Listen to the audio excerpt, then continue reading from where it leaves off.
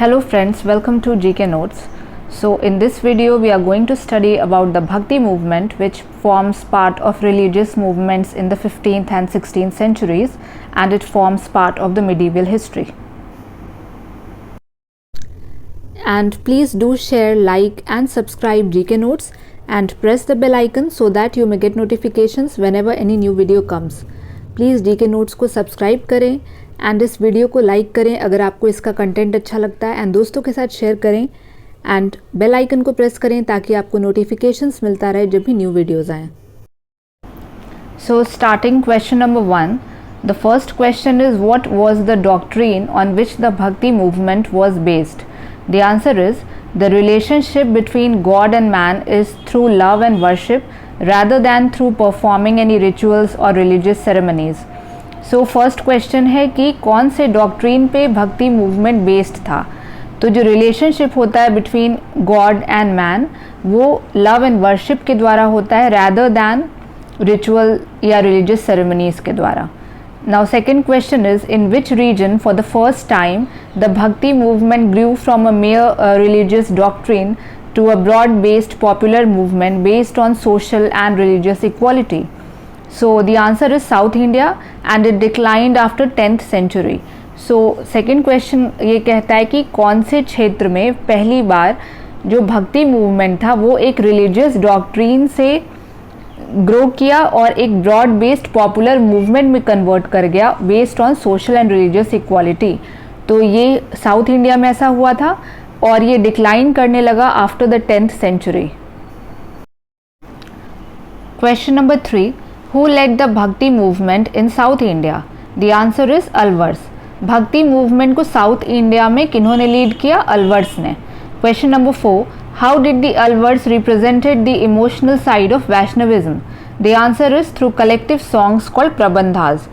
तो अलवर ने जो वैष्णविज्म का इमोशनल साइड था उसे कैसे रिप्रेजेंट किया?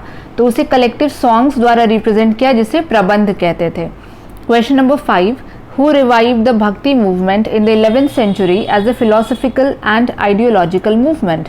The answer is Acharyas. So किन लोगों ने भक्ति मूवमेंट को रिवाइव किया in the 11th century as a philosophical and ideological movement? तो आचार्य ने रिवाइव किया भक्ति मूवमेंट को in the 11th century. Question number 7. Who represented the intellectual side of Vaishnavism in the 11th century? The answer is Acharyas. तो जो intellectual side था Vaishnavism का इन the 11th century उसे किसने रिप्रेजेंट किया? आचार्य ने. Question number 8. Who was the most important among the Acharyas? The answer is Ramanuja. तो जो आचार्य थे उनमें सबसे इम्पॉर्टेंट कौन थे? सबसे महत्वपूर्ण थे Ramanuj. Question number 9. What was the name of Ramanuja's disciple who took the movement to North India? The answer is Ramananda. तो रामानुज के डिसाइपल का क्या नाम था जिन्होंने इस मूवमेंट को नॉर्थ इंडिया में फैलाया? तो इसका आंसर है Ramanand. Question number 10. Who was the founder of the philosophy of विशिष्ट द्वैत? The answer is रामानुज आचार्य. तो जो फिलॉसफी ऑफ विशिष्ट द्वैत था उसके फाउंडर कौन थे? तो उसके फाउंडर थे रामानुज आचार्य. Question number 11. Who was the founder of the philosophy of द्वैत और भेद? So the answer is निम्बर्क आचार्य. तो जो फिलॉसफी था द्वैत का या भेद का उसके संस्थापक कौन थे? तो उसके संस्थापक थे निम्बर्क आचार्य. Question number 12. Who was the founder of the philosophy of द्वैत? The answer is माधव आचार्य. तो जो फिलॉसफी ऑफ द्वैत था उसके फाउंडर कौन थे? तो उसके फाउंडर थे माधव आचार्य. Question number 13. Who was the founder of the philosophy of शुद्ध द्वैत? The answer is विष्णु स्वामी. तो जो फिलॉसफी ऑफ शुद्ध द्वैत था उसके फाउंडर कौन थे? तो उसके फाउंडर थे विष्णु स्वामी. Question number 14. What are the main features of the Bhakti movement? So the main features of the Bhakti movement are: number 1, discarded rituals and sacrifices. Second, emphasized on purity of heart and mind, humanism and devotion. Third is monotheistic in nature. Fourth is God is either form sagun or be formless nirgun. Fifth point is knowledge was a constituent part. Sixth point is an egalitarian movement, denounced casteism. Seventh point is best form of worship is singing bhajans and realization of God by personal effort, no need of priestly class. And eighth point is saints preached in local languages. Question number 15. Name the Vaishnav saint from South India who was the earliest exponent of Bhakti movement and Vishisht Dvait philosophy. The answer is Ramanuja. तो एक वैष्णव Saint का नाम बताना है from south India जो earliest exponent थे भक्ति movement के और विशिष्ट द्वैत फिलॉसफी के, तो इसका आंसर है Ramanuja. Question number 16. Who was the first great bhakti saint of north India who open the doors of bhakti without any distinction of birth, caste, creed और sex. The answer is Ramananda. तो वो पहले ग्रेट भक्ति सेंट कौन थे नॉर्थ इंडिया के जिन्होंने भक्ति का दरवाज़ा खोल दिया था without any distinction on the basis of birth, caste, creed या sex. The answer is Ramanand. Question number 17. Who was the most radical disciple of Ramananda who was opposed to caste, creed, image worship, unnecessary rituals and sought to remove distinction between Hindus and Muslims? The answer is Kabir. तो रामानंद का सबसे radical disciple कौन था जिन्होंने cast, creed, image worship और unnecessary rituals को oppose किया और वो हिंदूज़ एंड मुस्लिम्स के बीच का जो भेदभाव है उसे मिटाना चाहते थे? तो इसका आंसर होगा Kabir. Question number 18. Who was the first Sikh guru and founder of Sikhism? The answer is Guru Nanak and he was a निर्गुण भक्ति saint and social reformer. तो पहले सिख गुरु और फाउंडर ऑफ सिखिज्म कौन थे? गुरु नानक देव, और वो एक निर्गुण भक्ति सेंट थे और सोशल रिफॉर्मर थे. Question number 19. Name one of the great saints of Krishna Bhakti cult and founder of Gaudiya or Bengal Vaishnavism. The answer is Chaitanya.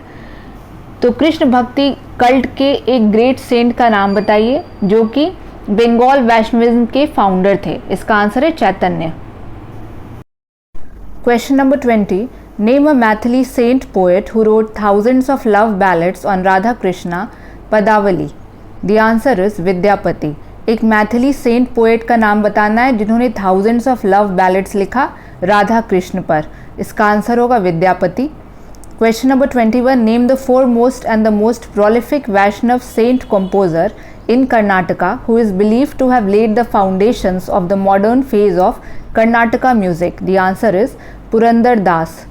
तो एक foremost और most prolific Vaishnav saint composer का नाम बताना है in Karnataka जिन्होंने foundation रखा of the modern phase of Karnataka music. तो इसका आंसर है पुरंदर दास. Question number 22. Who was Mirabai? The answer is Mirabai was a Rathore princess of Meerut and she was the daughter-in-law of Rana Sanga of Mewar and she is most well-known woman bhakti saint of the Krishna cult of Vaishnavism. तो question number 22 है कि मीराबाई कौन थी? तो मीराबाई एक Rathore princess थी मेरठ की और वो डॉटर इन लॉ थी राणा संगा की जो कि मेवाड़ के थे और वो most well known women bhakti saint है कृष्ण कल्ट ऑफ वैष्णविज्म की. Question number 23.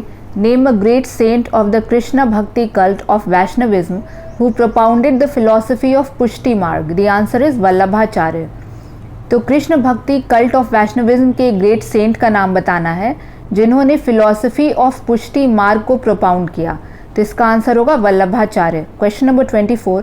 Name a blind poet of Agra who sang the glory of Krishna in his Sur Sagar. The answer is Surdas.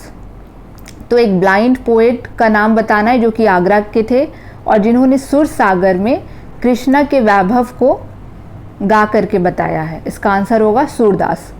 Question number 25. Name the greatest saint poet of the Ram bhakti cult of Vaishnavism. The answer is Tulsidas. तो greatest saint poet कौन थे of the Ram bhakti cult of Vaishnavism? तो इसका answer होगा Tulsidas. Question number 26.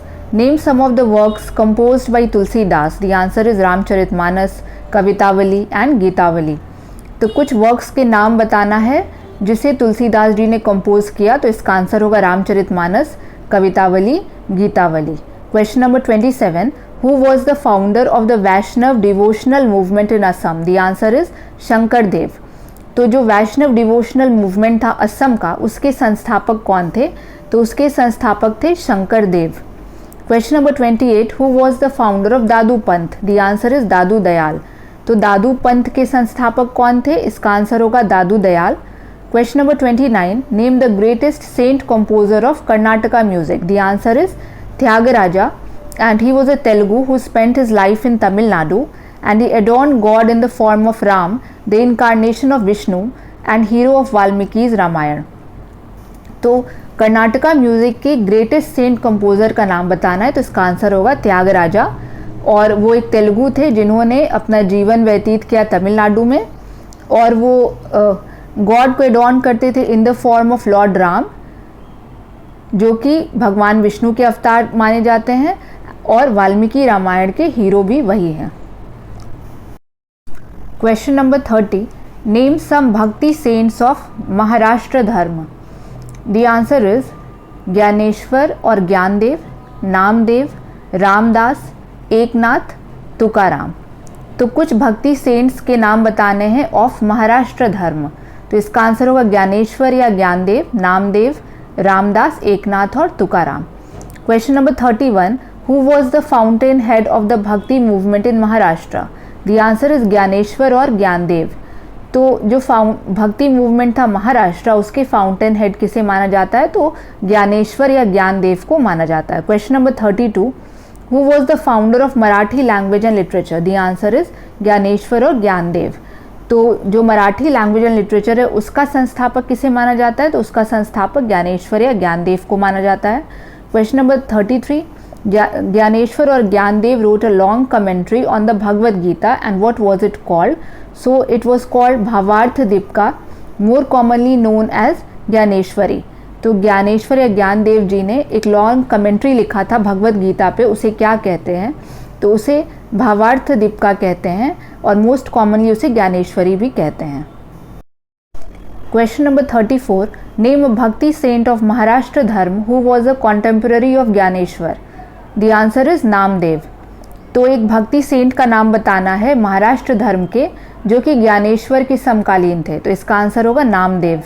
Question number 35, what was the object of Namdeva's devotion? The answer is Vithoba और Vitthal, identified with Vishnu of Pandharpur. So Namdev के devotion का object क्या था? तो नामदेव के डिवोशन का मेन ऑब्जेक्ट था विठोबा या विठल ऑफ पंढरपुर, जिन्हें भगवान विष्णु के रूप में आइडेंटिफाई किया जाता है। Question number 36, which sect was founded by Namdev? The answer is cult of Vithoba और विठल, नोन एज वरकारी सेक्ट। तो नामदेव द्वारा कौन सा सेक्ट की स्थापना हुई थी? तो इसका आंसर है कल्ट ऑफ विठोबा या विठल, जिसे वरकारी सेक्ट भी कहते हैं। Question number 37, name a great scholar saint from Maharashtra who wrote a commentary on the Ramayana called the Bhavartha Ramayana? The answer is Eknath. तो एक ग्रेट स्कॉलर सेंट का नाम बताना है महाराष्ट्र से जिन्होंने कमेंट्री लिखा था रामायण पे, जिसे भावार्थ रामायण भी कहते हैं, तो इसका आंसर होगा Eknath. Question number 38, Eknath wrote a commentary on the Ramayana and what is it called? So it is called Bhavartha Ramayana. Eknath ने रामायण पर एक कमेंट्री लिखा, उसे क्या कहते हैं? तो उसे भावार्थ रामायण कहते हैं। Question number 39, which another commentary was written by Eknath? The answer is commentary on the 11th book of the Bhagavad Puran। कौन सा अन्य कमेंट्री था जिसे एकनाथ ने लिखा? तो जो कमेंट्री था ऑन द 11th बुक भगवत पुराण का, उसे भी एकनाथ ने लिखा। Question number 40, which devotional poems were written by the greatest bhakti poet from Maharashtra, Tukaram? The answer is अभंगास।